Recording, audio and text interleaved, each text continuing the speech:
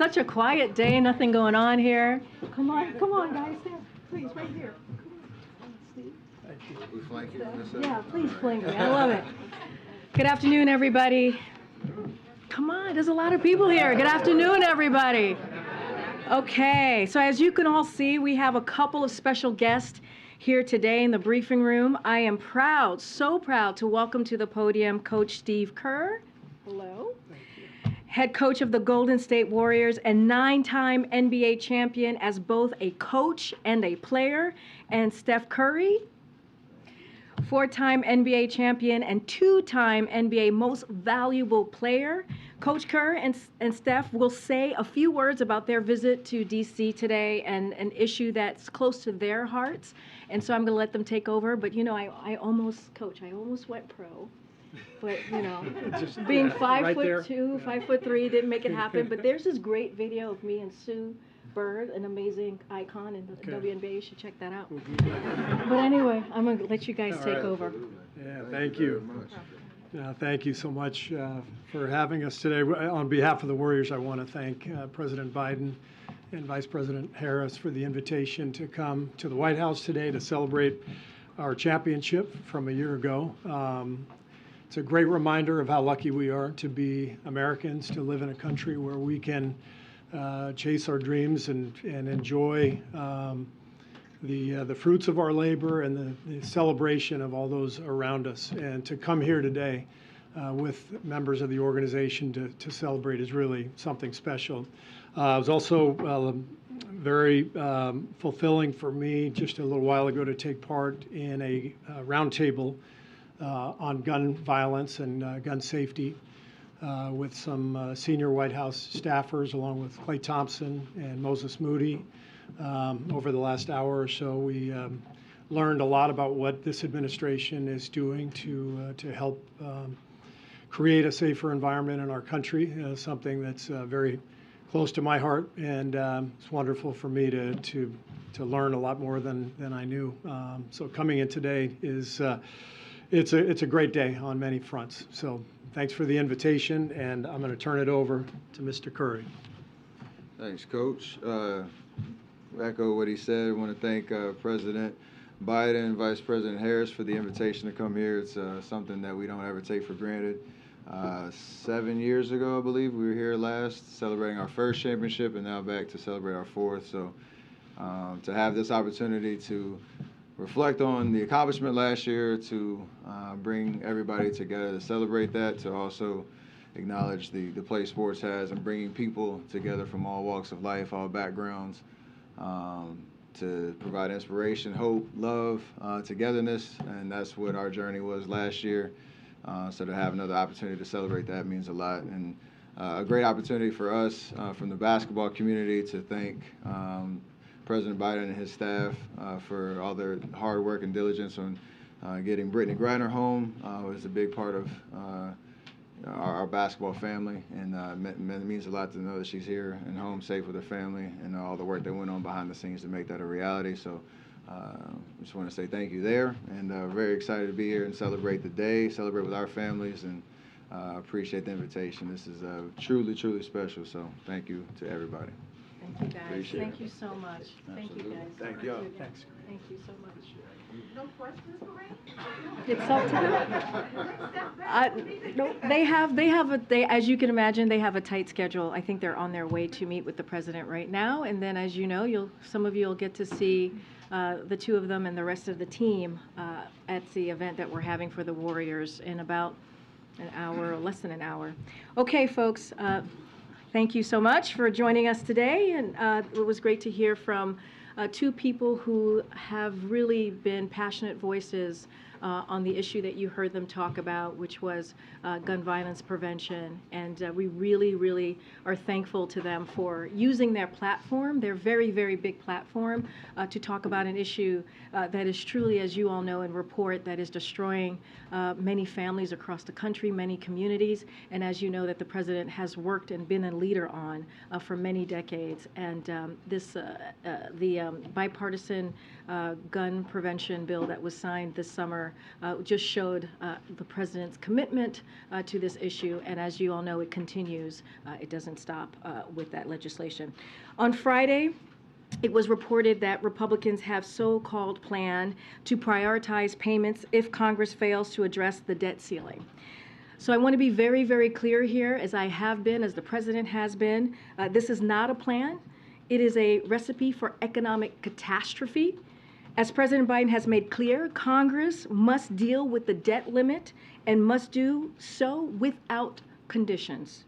But congressional Republicans are threatening to hold the nation's full faith and credit, a mandate of the Constitution, hostage to their demands to cut Social Security, to cut Medicare, and to cut Medicaid. Brinksmanship that threatens the global economy. Their latest idea is that rather than paying its bills, the United States should make payment to wealthy bondholders, including foreign investors, and stop payments for border security, food safety, nursing homes, school lunches, the FAA, drug enforcement, and other programs Americans rely on every single day. This so-called prioritization scheme makes Republicans' priorities pretty clear, crystal clear, if I may add. They want to put wealthy bondholders over ordinary Americans who want safe food, safe skies, safe communities, and secure borders. And it does nothing, absolutely nothing to change the fact that failing to deal with the debt limit would cause economic catastrophe. Bipartisan former Treasury secretaries and independent experts have called out how dangerous failing to raise the debt ceiling would be. And for example, I'll give you a couple. The Chamber of Commerce said it would have catastrophic economic consequences, end quote. In 2011, then Treasury Secretary Tim Geithner called it unworkable and also harmful. And a former economist to Republican Senators Rob Portman, Marco Rubio, and Mitt Romney called it really bad idea and, I quote, disaster. This is just another attempt by congressional Republicans to force unpopular cuts on programs critical to seniors, the middle class, and working families. Congress needs to act and do so swiftly. There is no excuse for political brinksmanship when American jobs and economic safety is on the line here. I also wanted to highlight that this morning the White House released the first ever national strategy to advance equity, justice, and opportunity for Asian Americans, Native Hawaiian, and Pacific Islander communities. The strategy details much needed investment from 32 federal agencies, including improved data, language access, and combating anti-Asian hate. This unprecedented plan builds on the administration's broader equity agenda and President Biden's historic executive order to establish and reinvigorate the White House initiative on AA and NHPIs. And we're proud that the Biden-Harris administration reflects the rich diversity of America, including the first Asian American vice president. 14% of our appointees and nominees identify as AA and NHPI, double the share of the population. You can read the full strategy and more about the initiative on the whitehouse.gov. And finally, this morning, as some of you have already either covered or wrote about, Census Bureau released data that showed that President Biden's first 2 years in office have been the 2 greatest years for new small business applications on record, with 10.5 million total new business created, with unemployment at a record low, and the 2 strongest years of job creation in our history. There are reasons for economic optimism all over the country. Today's new data is the latest confirmation that President Biden's economic plan is indeed working and is building our economy from the bottom up and the middle out. Zeke, you want to take it? Thanks, Karine. Just 2 questions for you. I think start off with, over the weekend, the British government confirmed it was sending tanks to Ukraine for the first time. Will the U.S. follow suit and meet Ukraine's request there? And then separately, Prime Minister Rich had in the meeting in the Oval Office a few minutes ago, very end, he alluded to potentially joining the U.S. and Germany and sending a Patriot missile system to Ukraine. Can you confirm that that was the announcement that's coming out of the meeting? We haven't gotten a readout yet. Okay, so we're going to have a readout very, very shortly. So once we have that, I will share that with all. The team will share that with all of you. As far as Patriot missiles, I can say they discussed that, the war in Ukraine and the importance of all the ongoing security assistance, but I would refer to Dutch for any specifics about their own plans as it relates to that specifically. As it relates to the conversation on, I'm sorry, I forgot the first question. So, look, we are always very, very careful on what our, we don't like to tell our allies what they should or should not do. But as you know, we have been partners with them when it comes to Ukraine, partners with our allies, and partners with them on how we are continuing to provide assistance to Ukraine in this aggressive war that we have seen, this brutal war that we continue to see by Russia. But certainly that is not something that we will direct. We will continue to focus. We have been the country that has provided the most assistance, as you all know, when it comes to security assistance, when it comes to humanitarian aid, and we are in constant conversations with Ukraine on what their needs are, and so we're going to continue to do that alongside our partners and also our allies. This is now an area where the UK is going to be ahead of the US sending Western tanks to Ukraine, because they're going ahead with sending more than a dozen of them in the coming weeks and months. The White House still hasn't approved that. So is that in the offing now for the U.S. to leapfrog ahead back into the lead in providing assistance for Ukraine? Again, look, we are in constant conversation with the Ukrainians on their assistance. We have given the most assistance than any other country. The president, when he walked into the administration, he made sure that he brought the NATO together. He brought our alliance and partners together to make sure that we had the backs of the Ukrainian people.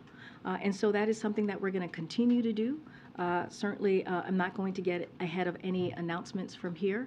But again, this is we will be with the Ukrainian people for as long as it takes for them to defend themselves, for them to defend themselves against the brutality that we are seeing from the Russian aggression. And just on a different topic, regarding the discovery of classified and official documents at the president's residence and former office.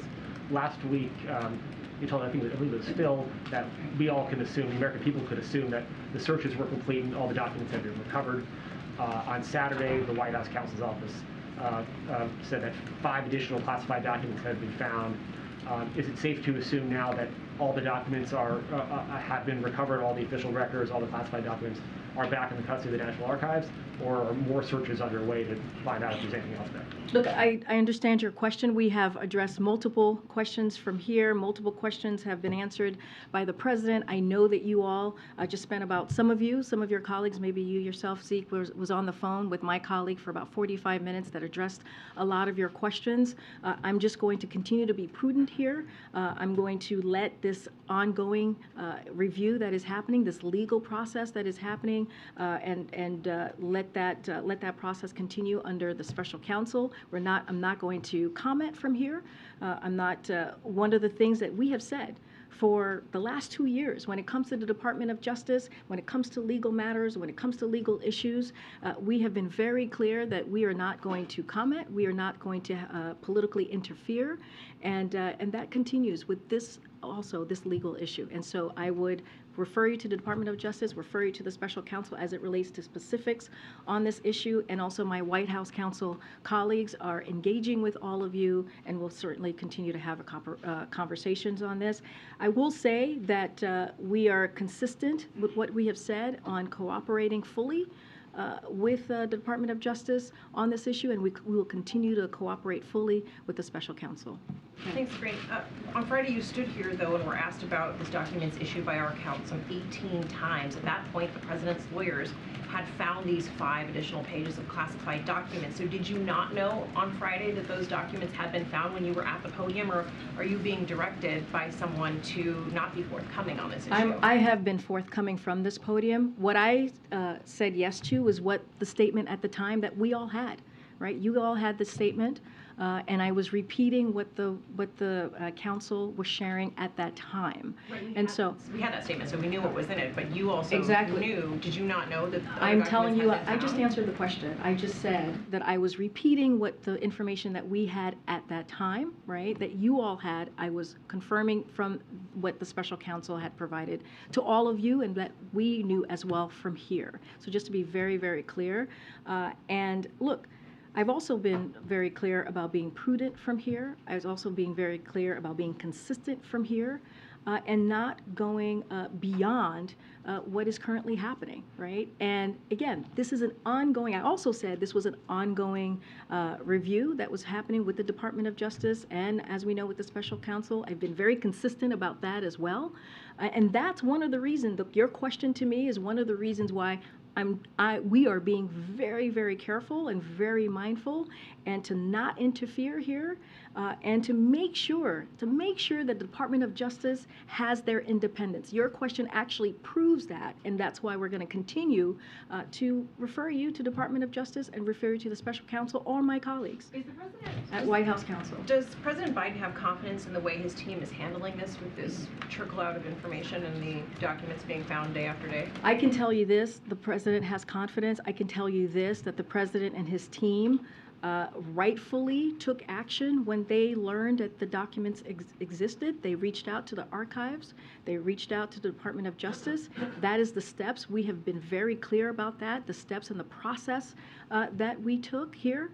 And look, we're going to continue. We're going to continue to, as we have said, fully cooperate with the Department of Justice. We're going to fully cooperate with the President's team is going to fully cooperate with the special counsel. That does not stop, and that will just continue. Again, we are going to respect the independence of the Department of Could you Justice. describe his mood to us and the conversations you've had with him on this issue? His mood has been very clear. I saw him this morning. He's very focused. I traveled with him this weekend. He wants to make sure that he's continuing, and we are continuing to deliver for the American people.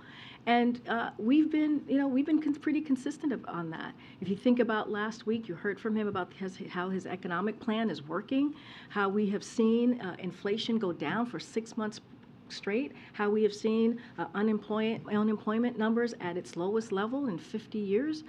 That matters. That is also the things that this country, the people in this country, are also very, very concerned about and want to hear what this president is doing every day. That's his focus, and that's what he's going to continue to talk about. Go ahead, Steve. What's the White House reaction to the news in Dnipro where the Russians bombed an apartment building and killed dozens of civilians?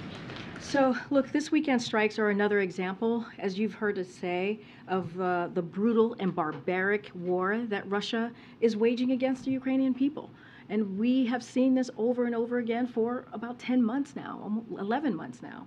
The United States will continue to provide, as I said at the top, Ukraine with what it needs to defend itself. That is incredibly important. That is a promise that the president made to President Zelensky when he was here not too long ago.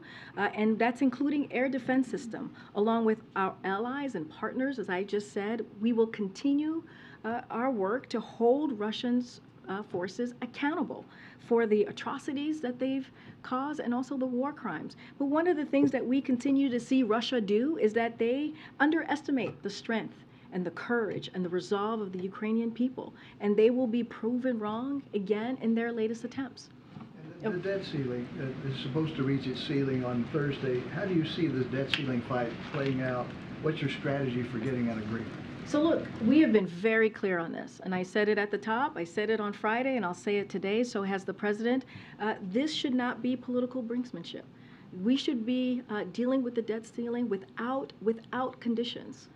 It is important. We're not going to work our way around this. We're not going to negotiate on this. This is the basic duties of Congress, is to deal with this issue. And let's not forget, in the last administration, they, meaning Democrats and Republicans, were able to deal with the debt limit 3 times. So this is something that needs to be done, that should be done, and we call on Congress to act. Lastly, is the president going to sit down with Republicans and talk about this? Again, this is something that should be done without conditions. We have been very, very clear about that. We are not going to be negotiating over the debt ceiling, but I'll say this more broadly. At the start of the new Congress, and I actually spoke about this last week, we're reaching out to all members in both parties to build relationships and establish points of contact. That is something that the Office of Leg Affairs has done for the past couple of weeks. But, you know, this has been done, when you talk about the debt ceiling, it has been done in a bipartisan way, and there should be bipartisan cooperation to address this. It should not be a political football. This should not be a political football, and we should do it without conditions. Go ahead, Phil, and I'll come to the back. The president and his team had a pretty clear strategy, a list of goals heading into this year. Is there any concern that that may be kind of overtaken by what's been happening over the course of the last week with the investigation? I mean, I just talked about last week what we saw about with the economic plan. We saw the CPI data, and it's showing that inflation is indeed going down because of the president's economic policy. We have seen the president do bipartisan work, bring both sides together. When you think about going to the bridge in Kentucky, and you saw that for yourselves. How the president was able to bring both sides together to talk about an issue that was so important for that region in Kentucky, to talk about infrastructure, something that many presidents before this president had tried to do and were not able to do it. In the last administration, it was a punchline. It was a joke when we talked about Infrastructure Week. And now under this president, we've been able to do it in a bipartisan way. Look, we're going to continue to do the work. We're going to have mayors here in a couple of days. We'll share more information about that event, and the president will talk to them about the work that we are doing and the work that we're going to continue for the American people. We went to Mexico City just about a week ago. We were in Mexico City, feels like 2 weeks ago, but yes, we were in Mexico City about a week ago. And you saw the president on the world stage talking to our closest partners in North America about how we're going to deal with issues that matter to the American people. And you saw the friendly engagement. You saw how successful that summit was. And so that's not going to stop the president. He is very much focused on what are we going to do to lower cost. What are we going to do to continue to lower costs?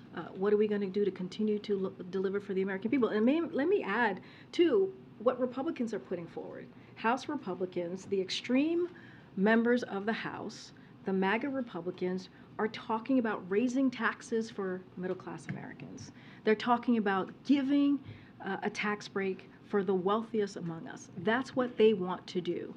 They're talking about attacking women's rights to choose. That's what they want to put forward. And the president is going to speak against that as well and try to make sure that we deliver for the American people. We can do both. Should we assume the president weighed in on the issue a couple of times last week, but given the limitations, given what you've talked about from the podium, that we shouldn't expect the president to give his thoughts or opinions on the ongoing investigation? It is, and you just said, it's an ongoing matter, right? This is an ongoing legal process that's happening currently, and we are going to continue what we've been doing for the last 2 years, which is when it comes to the Department of Justice, when it comes to legal issues, we will not comment. We are going to be prudent from here. We are not going to politically interfere, because one of the things that the president was very clear during the campaign and has been for the last 2 years is that we want to give back the independence that the Department of Justice has. Go ahead, Peter, and then I'll come to that. Just to follow up, if I can, very quickly on this.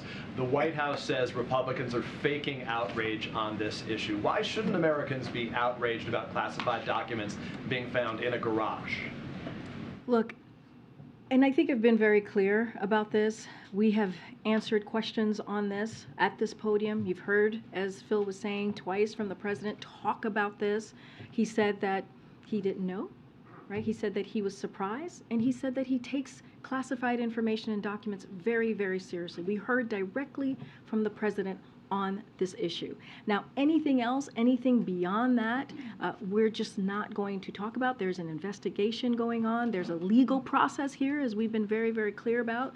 I will let the White House counsel talk about any specific details about that, but we're going to be prudent here and make sure that we are not interfering in this process. I guess that's why I'm asking, though, because you've said that you don't want to interfere here and be prudent about the process, but the White House did post a statement saying that Republicans are faking outrage. So to that point, why shouldn't Americans be upset about documents found in a garage? That's for the American people to decide, right? That is for you all, are I'm sure going to talk to many folks out there.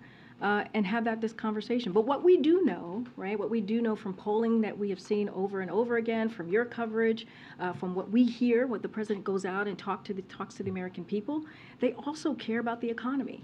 Right? They also care about what is the president doing to lower costs, which is why he took historic action in making sure that gas prices went down at the gas pump. And we saw that happen by more than $1.70. And that's the work that the president's going to focus on. You think about the Inflation Reduction Act. That's going to lower prescription drug costs, lower medical costs, right? When you think about that, lower energy costs. So that's going to be our focus here. We know that's what the American people truly care about as well, and it is very important for them that we do that work. I'm going to try and go to the back. Go ahead. Okay. Yes, Thank sir. you, Karine. Just back on the tanks. It seems that everybody's talking about tanks the last few days. In Europe, there's been a bunch of countries saying they don't want to give tanks, or people should give tanks, and then the Germans are being, on the fence about it. Everyone's talking about it, nothing's actually happening, apart from the Brits, who of course are not part of the European Union. The president's positioned himself as the leader of this whole alliance, pretty much, right? Is this a moment when he feels maybe he should step in as the leader and either, cajole, or you probably wouldn't want to use that word, but, talk to the Germans, or go with the US tanks, the Abrams? Is something going to happen in shortly? Because this feels like a bit of a boiling point. So a couple of things here, and the president's view hasn't changed, and I kind of said it when I was answering Zeke's question, which is he believes that it's up to each country to make their own sovereign decisions here on what types of security assistance and what kinds of equipment they're able to provide Ukraine as Ukraine defends itself against Russia's brutal aggression. For instance, we welcome Germany's recent announcement that they will send infantry fighting vehicles and Patriot missiles battery system to Ukraine. We also support the decision by the UK, as I was asked over the weekend, to send Challenger tanks to Ukraine. We welcome that. We have seen incredible solidarity by nations around the world to support Ukraine. And also, I know that Secretary Austin is hosting another meeting of the Ukraine contact group, which is happening just this Friday, this week. And we look forward to further discussions on how this broad coalition of allies and partners can continue to support Ukraine as Russia continues this brutal war and barbaric war against the Ukrainian people. But again, as I said at the top, it's up to each country to make their own decisions on this. No Abrams. Look, again, when it comes to these types of security assistance decision, it is up to each country to make that decision, and we leave it to them. Very quick one on documents, if you don't mind. Sure. Given these documents have shown up in very personal spaces, we all know that the president loves his Delaware home. It's an extremely personal space for him. Is he physically joining in the search of these things, rummaging around, these boxes in the garage and wherever else? I mean, literally. Are you listening to the question that you're asking me? Look, I mean, where are these documents? It's serious. Okay, Is he taking part in searching for his own documents? Look, I'm going to be very consistent here. I am going to be very clear here, as I have been for the past couple of days, almost a week now, dealing with this.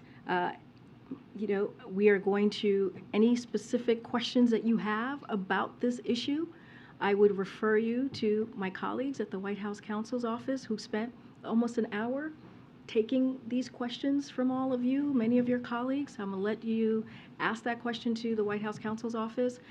And anything else specific to this, I refer you to Department of Justice. I refer you to Special Counsel. Go ahead. Thanks, Karine. On Monday, in regards to police shootings, the president said, I think I did the only thing I can do. Is it the opinion of the White House that there will be no more progress on the issue of police reform going forward, that there's just nothing more to do? Look, the president has been very clear in asking Congress to take action. He has taken executive action. I'm sure you've covered a lot of the actions that he's taken the past 2 years, and he believes it's now in the hands of Congress to take action, and it is important to do just that. And I will leave it there. One more. Stephen Curry, up on a first name basis now, apparently. I know, buddies. You guys are buddies. They don't even let me call them Stephen Curry. He mentioned the freeing of Brittany Griner, but does the White House have any comment on the detention of Siamak Namazi, who's in Iran and on hunger strike, and sent a letter to the president? So we received the letter, and our thoughts are with Namazi and his family. We remain committed to securing his freedom, and the U.S. government is continuing to work to bring him home, along with U.S. citizens who are wrongfully detained in Iran, including Imad Shagri and Morad Tabaz. Iran's use of wrongful detention as political leverage is outrageous. The U.S. Will always stand for our citizens overseas. We've been very clear about that and committed. You've seen the president take action, and you've heard the president say that directly. One of our highest priorities is bringing all of our wrongfully detained citizens home safely as soon as possible and resolving the cases of missing and abducted U.S. citizens. So this will continue to be a priority for the American people, for the president. Okay. Does the White House have any reaction to the arrest in New Mexico of a former Republican candidate for the state house there who was allegedly organizing men to shoot at the homes of 4 Democratic elected officials? Don't have a comment on that at this time. I heard the stories. I just need to check with the team to get the full rundown, but I don't have a comment at this time on that. Okay, Risha. Thanks, Karine. I want to follow up on Cecilia's question, and sorry if I missed it, but on Friday, did you or did you not know about the additional 5 pages? I literally just answered that question. But I missed it, so is it yes or no? Well, I mean, you're not too far sitting next to her, so I was very clear. I provided the information that you all had at the time, and I confirmed. No, I did not know. I'm saying I had the information. I actually said this to Cecilia. I had the information that you all had at the time, right? And so this is why I also said to Cecilia, this is why we are trying to be very prudent here, and we're trying to be very consistent and say this is an ongoing legal process, and this is why I say we're just not going to comment from here. That is a perfect example in Cecilia's question, and I was very clear about that. When did you learn about the documents found at the Penn Center in November and in Wilmington in December? When your team was doing a story on it. Because I was also asked a similar question about if our team has been engaged on this, and I've been very clear. This is something that the White House counsel is handling. This is something that is being handled by the president's lawyers, and been very clear. That's why this is why we are being prudent here. This is why we're being consistent with what we have done the last 2 years when it comes to DOJ, Department of Justice investigation. We are just not going to interfere. Well, on that note, you've repeatedly emphasized the need, just as you did today, for independence, for integrity of the Department of Justice investigation. One reason why you continue to point us to the DOJ. So I wonder why then did the White House counsel go to Wilmington to facilitate the handing over of documents to the DOJ? How is that? How is that separating the White House from the DOJ? And Weijia, I appreciate the questions. I know there's going to continue to be dozens more questions probably today, and I will say, reach out to the White House counsel's office. That's one of the reasons my colleague was on the phone with many of you taking questions today, and I'm just going to leave it there. That is something for them to answer. Okay, but it's related to something that you keep telling us, which is how much it is important to this White House to separate the White House from the DOJ's investigation. But the White House counsel was the one to go and facilitate the documents, to look for the documents. Again, they have been working very closely with the Department of Justice. I would refer you to them. If you want to know specifically about their actions, specifically about what they're doing, I would point you to the White House counsel's office. Look, guys, you guys can ask me this 100 times, 200 times if you wish. I'm going to keep saying the same thing. I hear your question. It's been asked, it's been answered, it's been noted, and we're just going to try to move on here, and we're going to move on. We're going to move on. We're going to move on. False information. We're going to move One on. more, because Ian did have that call today, and he said that the White House would, quote, fully cooperate with the investigation. Does that mean that President Biden is willing to be interviewed if called on? I'm just not gonna, you're asking a question that should go to the White House counsel's office, as you just said. Ian, you spoke to my colleague just moments ago. That is something that the White House counsel's office should be answering. Anything specific to the DOJ or special counsels, what they're doing, you need to reach out to them. Go ahead, Tam. Yeah. Are you upset that you came out to this podium on Friday with incomplete and inaccurate information? And are you concerned that it affects your credibility up here? Well, what I'm concerned about is making sure that we do not politically interfere in the Department of Justice, that we continue to be consistent over the last 2 years, and that is continue to refer you all when it comes to an ongoing process. And I'll just leave it there. And let's not forget, there was actually a statement from the counsel's office that you all had at the same time as well. I'm just not going to go down any rabbit hole here. I'm going to be very consistent. I'm going to be very prudent. And again, I've been asked that question. I've answered it. It's been noted, the question, and we're just going to move on. Go ahead, JJ. Thanks. So just to clarify on the debt ceiling again, so the White House has no intention of sitting down with Leader McCarthy on the debt ceiling in the coming month, or at all? What we're saying here is that we've been very, very clear. I was clear at the top. I was clear when I was just asked this question. Congress is going to need to address the debt without conditions, and it's just that simple. There should be no hostage taking here. There should be no attempts to exploit the debt ceiling or to leverage it. We're going to be very, very clear about that. And again, and I said this before, this was done 3 times under the last administration in a bipartisan way. This is the duty of Congress. This is something that is their basic duty, to deal with the debt ceiling. And so we're going to continue to be consistent here about that. And again, there should be no, this should not be used as a political football. So we can accurately report that the White House isn't doing any outreach to Republicans at this time? Well, I said just moments ago, one of the things that we did, and I laid this out pretty clearly when the new Congress started, we reached out to Republicans and Democrats alike to talk about who their point of contact is, to have that conversation, to figure out how we're going to work together.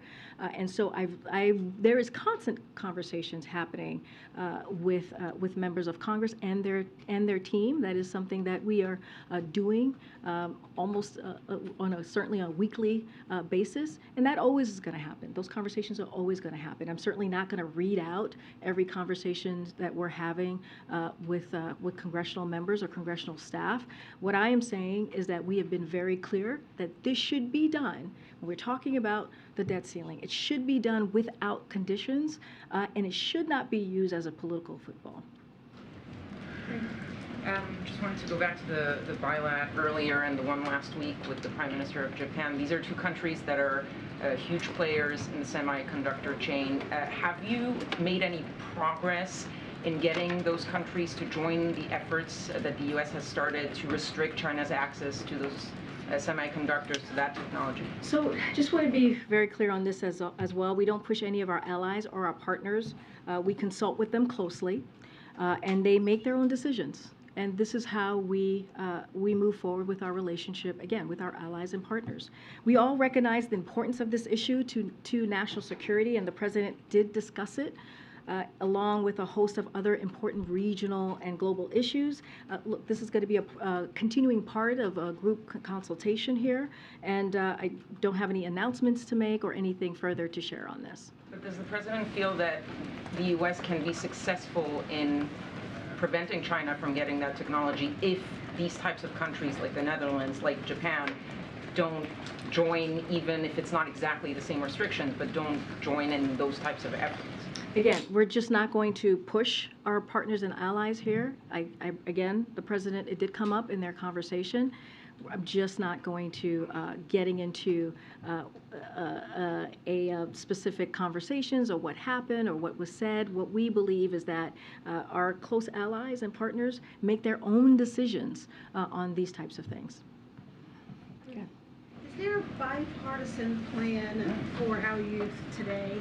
Do we have a focus on either education? Are we looking at, I just wanted to soften the mood a little bit in the room, but is there anything that we're focusing on in terms of education, in terms of funding programs that we've come to the table to agree upon? Well, thank you for your question. Look, the Department of Education, which is leading on that, on education and what we're doing to deliver for young people, certainly is a priority for this president and for the Department of Education. Don't have any specific programs or new programs to announce from here, but that is, making sure that young people have what they need to have a good, strong education, of course, is a priority for this president. Let's not forget, the First Lady is an educator herself, and she talks about that and has done the work as well as First Lady on the things that this administration is doing to move that ball forward. Don't have anything specific to share, but clearly it's a priority for us and our young people across our millions and millions of young people across the country to make sure that they have just and fair opportunities and that they should have. Go ahead. Yeah, I'll thanks. come to you later. Yeah, thanks, Karine. So I want to ask you about trade. We're days away now from the president being 2 years in office, and there have been no completed trade deals. Why not? So a couple of things here. So when the president was running, he made clear that we will invest in American workers and communities before pursuing new trade deals, and this is exactly what we've been doing. You've seen it for yourselves. You've heard the investments that have been made, especially as you think about manufacturing coming back to the U.S., and that is exactly what we're going to continue to do. So you've seen our economic agenda spur historic recovery and a manufacturing boom at home. More than 750,000 manufacturing jobs were created right here under this president. At the same time, we're working. Most of the jobs added Well, back. we go we go back and forth on this, Ed. I hear you. I'm 750,000 jobs. Let me finish your answer. You asked me a question, but at the same time, we are working swiftly to finalize the Indo-Pacific Economic Framework, which represent 40% of the world GDP, and will address the core issues that will define much of our success in the coming decades, like clean energy and the digital economy, while fortifying our economies against a range of threats from fragile supply chains to tax havens. We are committed in every region of the world to strengthen trade and investment in a manner that promotes good, paying American jobs, and also high standards and supply chain resiliency. And that has been the president's priority. At every step of the way, we will work with Congress to negotiate and develop trade policies that advance the interest of all Americans, support U.S. innovation and workers, and enhance our competitiveness. And that has been the president's priority. That is what he talked about during the campaign, and that's what he's been doing and delivering on for the past 2 years. Go around. Go ahead, April. Karine, two questions.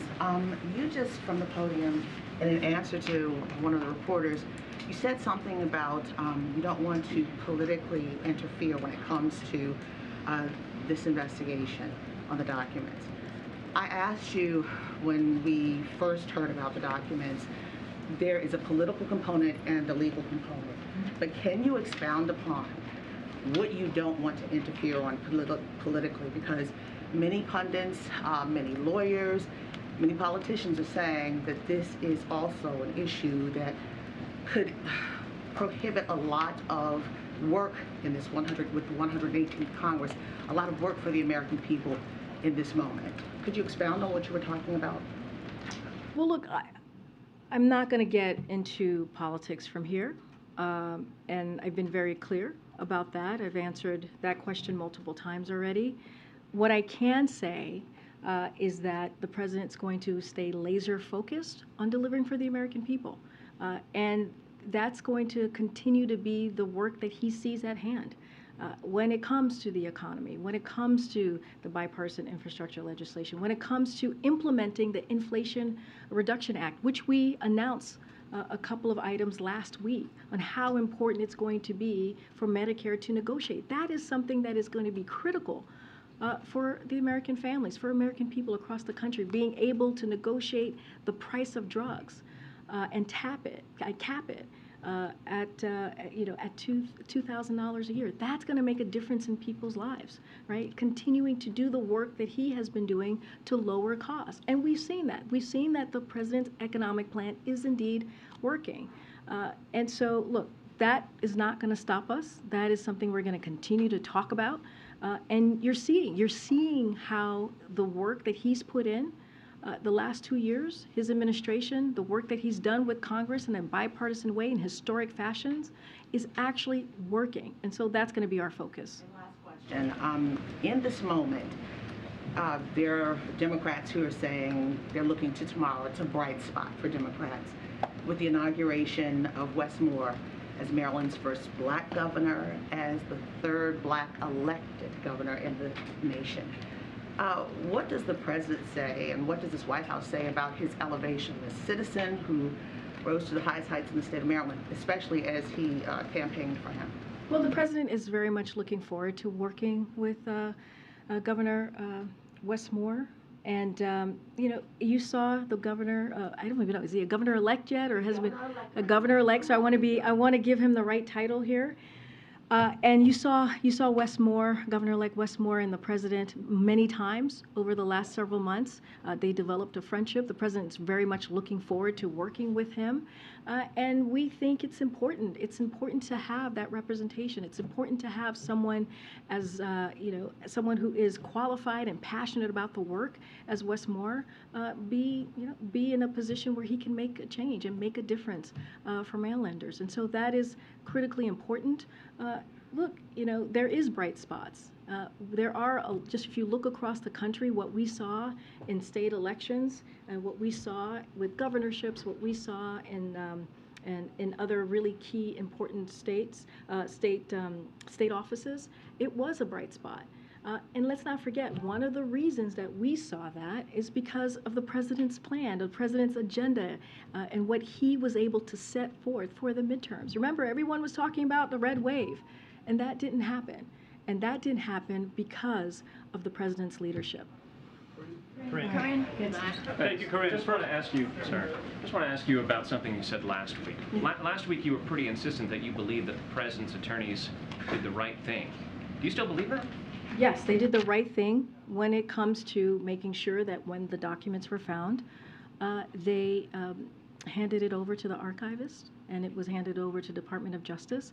But again, Steve, I'm going to be very prudent here. I am going to be very consistent. It is an ongoing legal process. I'm not going to say more. But the reason I ask is that what we now know, the president's counsel statement, the president's personal lawyer statement, shed a bit more light on this, but they raise more questions. Namely, the first call that the president's personal attorneys made on November 2nd was not to the FBI that they had found what we now know were top secret documents out in the open. The first call was to officials here at this White House in the West Wing. How is that the right thing? Isn't that the right thing when you see if you're a lawyer and you don't have a security clearance and you see a classified document, shouldn't you call the Justice Department's National Security Office right away? Again, I'm going to refer you to the White House counsel's office. That is something for them to answer. That is a very specific question that they should answer, that they will engage on you on this, just like my colleague did for almost an hour and had this conversation with all of you. It was about a half hour, but let me widen out.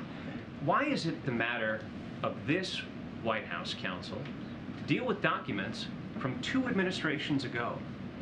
We're not talking about presidential records from this White House. Why is this White House counsel involved in this matter at all? Again, this is something for the White House counsel to address. I am not going to address that from here. I will refer you to them, and I will refer you to the special counsel and anything that is specific to this particular issue. We're being pulled.